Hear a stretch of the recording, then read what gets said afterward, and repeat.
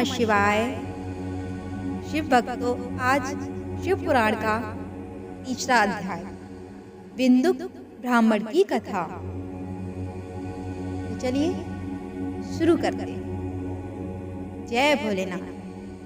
श्री सूत जी बोले, शौनक सुनो, मैं तुम्हारे सामने एक अन्य गोपनीय कथा का वर्णन करूंगा, क्योंकि तुम से भक्तों में अग्रगण्य व वेद वेत्ताओं में श्रेष्ठ हो। समुद्र के निकटवर्ती प्रदेश में वास्कल नामक गांव है, जहां वैदिक धर्म से विमुख महापापी मनुष्य रहते हैं। वे सभी दुष्ट हैं एवं उनका मन दूषित विषय भोगों में ही लगा रहता है।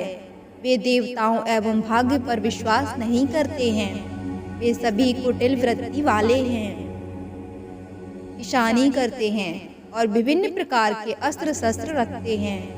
वे व्यभिचारी हैं। वे इस बात से पूर्णतः अनजान हैं कि ज्ञान, वैराग्य तथा सद्धर्म ही मनुष्यों के लिए परम पुरुषार्थ है।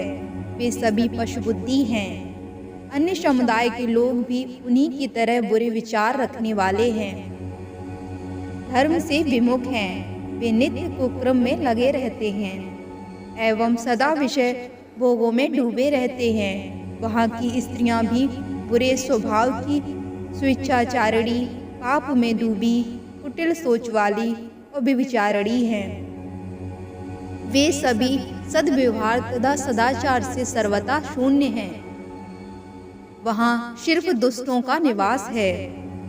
वास्कल नामक गांव में एक विदुक नाम का एक ब्राह्मण रहता था।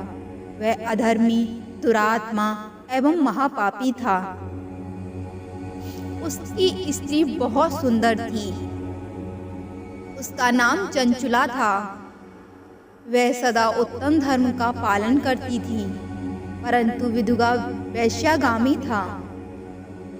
इस तरह कुक्रम करते हुए बहुत समय व्यतीत हो गया। उसकी स्त्री काम से पीड़ित होने पर भी स्वधर्म नाश के भय से कलेश सहकर भी काफी समय तक धर्मभ्रष्ट नहीं हुई, परंतु आगे चलकर वह भी अपने दुराचारी पति के आचरण से प्रभावित होकर दुराचारिणी और धर्म से विमुख हो गई। इस तरह दुराचार में डूबे हुए उन पति पत्नी का बहुत सा समय व्यर्थ बीत गया। वैश्यागामी दूषित बुद्धि वाला वह दुष्ट ब्राह्मण विदुक समयानुसार मृत्यु को प्राप्त हो नरक में चला गया। बहुत दिनों तक नरक के दुखों को भोग कर वह मूढ़ बुद्धि पापी विंध्य पर्वत पर भयंकर पिशाच हुआ।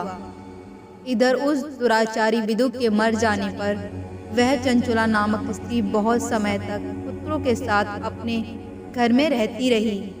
पति की मृत्यु के बाद वह भी अपने धर्म से गिरकर पर पुरुषों का संग करने लगी थी। विपत्ति में भी वह धर्म का पालन करना नहीं छोड़ती थी। यही तो तप है।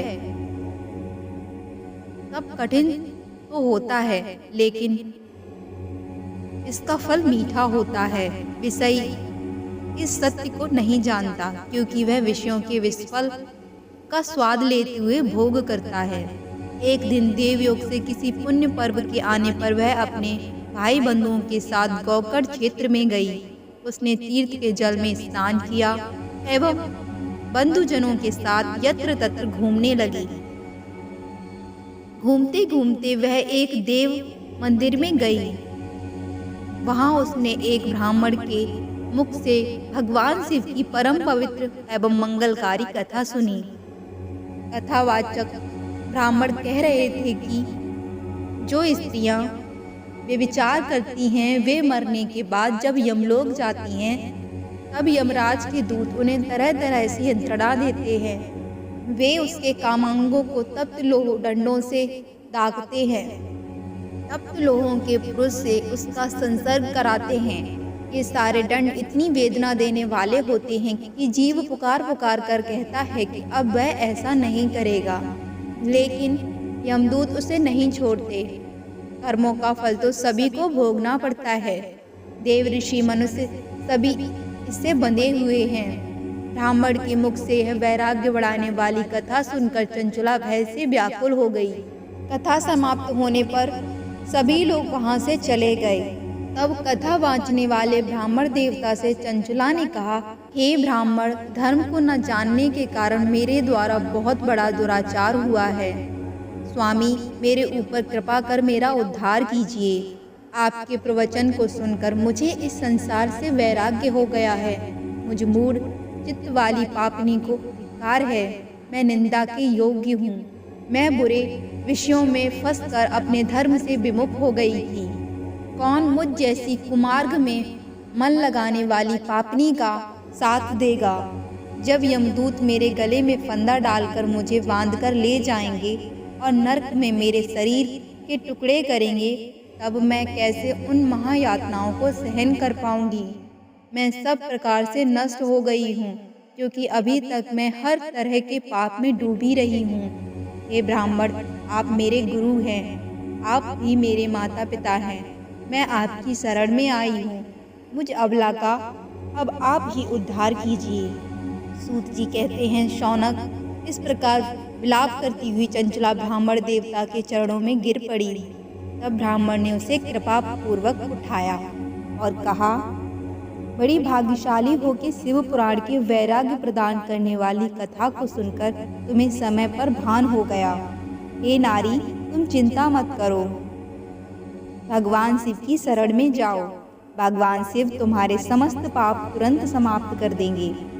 यह कहकर ब्राह्मण चंचला को समस्त पापों की हरने वाली तथा सुख एवं सद्गति देने वाली शिव पुराण की कथा की महिमा का वर्णन करते हैं। इस प्रकार शिव पुराण तीसरा अध्याय समाप्त हुआ। यह अध्याय हमें सिखाता है कि धर्म का पालन न करने पर जीवन में कितनी दुर्दशा होती है। साथ ही यह भी बताता है कि भगवान शिव की शरण तथा उनकी कथा सुनने से पाप मुक्ति संभव है। यह कथा जीवन में वैराग्य और धर्म का महत्व समझाती है और भगवान शिव की अनंत कृपा का गुणगान करती है। भगवान शिव की शरण में आने वाला हर प्राणी चाहे कितना ही पापी क्यों ना हो, सद्गति प्राप्त कर सकता है। हर हर महादेव।